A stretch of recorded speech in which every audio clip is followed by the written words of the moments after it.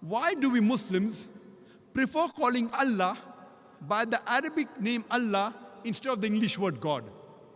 The reason is because a person can play mischief with the English word God.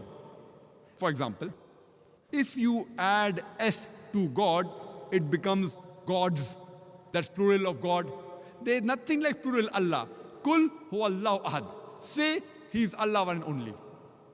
If you add E-E-S-S to God, it becomes goddess. That means a female God. There's nothing like male Allah or female Allah. Allah subhanahu wa ta'ala has got no gender. If you add a father to God, it becomes Godfather. He's my Godfather. He's my guardian. There's nothing like Allah Father or Allah Abba in Islam. If you add a mother to God, it becomes Godmother. There's nothing like Allah Mother or Allah Ammi in Islam. Allah is a unique word. If you prefix a tin before God, it becomes tin God. There's nothing like tin Allah in Islam. That's the reason we Muslims, we prefer calling Allah by the Arabic word Allah instead of the English word God. And this word Allah, I being a student of comparative religion, this word Allah is mentioned in the scriptures of the major world religions. And it's also mentioned in the Bible.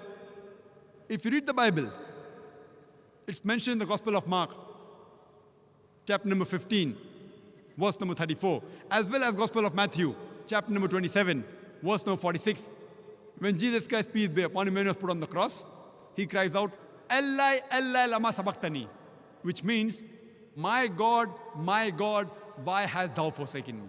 In every Bible, any translation you pick up, any language, whether it be English Bible, Hindi Bible, Tagalog Bible, French Bible, German Bible, any Bible you pick up, this word, Allah, Allah, lama sabachthani, has been maintained in its pure form.